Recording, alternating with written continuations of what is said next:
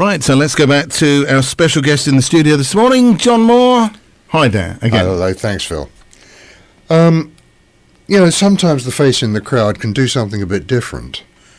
I don't know how many of you can remember a singing duo called René and Renato. Renato was an Italian tenor from the Midlands somewhere. I think he either owned or worked in a restaurant. Anyway, he had a semi-operatic type of voice. Think of Just One Cornetto or That Go Compare chap, and you've got the right idea there. Now, he recorded a song. It was called Save Your Love for Me or something like that. Anyway, the record company decided to make a video and thought it would be nice if he had a girl to sing it to. So a very attractive young lady who normally moonlighted as an extra, but was really no singer, was called out of the ranks to be serenaded. Renato, who did all the singing, became René and Renato, and the song was really a big hit. After that, René returned to the ranks of extras, never to be heard of again. I once spent a very pleasant afternoon with her, both of us in nightwear, snogging in the back seat of a Mini. It wasn't anything like you're thinking. It was in fact a sketch about the housing shortage in a Les Dawson show. The record business in pre-Simon Cowell days could sometimes be a bit inventive. I suppose it still is, really. Anyway, a good friend of mine, a Scottish lad called Jackie Dennis, had a massive hit way back in the 1950s. He was still only 12 or 13 at the time. He used to come out in a kilt, and his big song was called La-Di-Da, jock and roll, I don't know. Anyway, his voice broke, and he faded into semi-obscurity, still making a living, playing the club circuit, and doing session work as a backing singer. So an Italian song came to the notice of his record company, and it was decided to release it over here with English lyrics. Now, there were a bunch of English singers, including Jackie, who just happened to be in the studio at the time, and they said, OK, we'll make the record, but for contractual reasons, they couldn't use their own names, because a couple of the singers involved were extremely well-known artists with hit records in their own rights.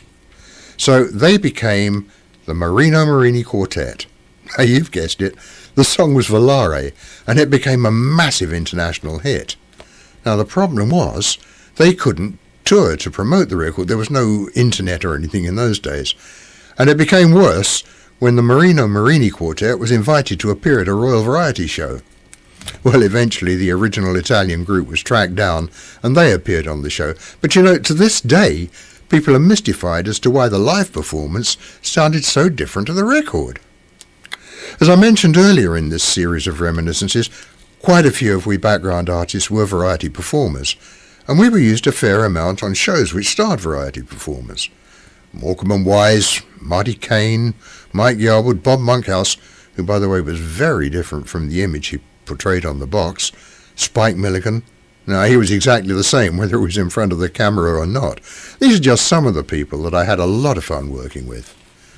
One of the greats of the day was Les Dawson. Now, I worked on his shows quite a bit. It's possible because he was a good friend of my uncle. He was also a comedian working the circuit at the same time. Now, Les was an absolute master of the English language. His delivery was similar to W.C. Fields. And one of my fondest memories of him was waiting in a caterer's bus while it was pouring with rain and we just couldn't shoot.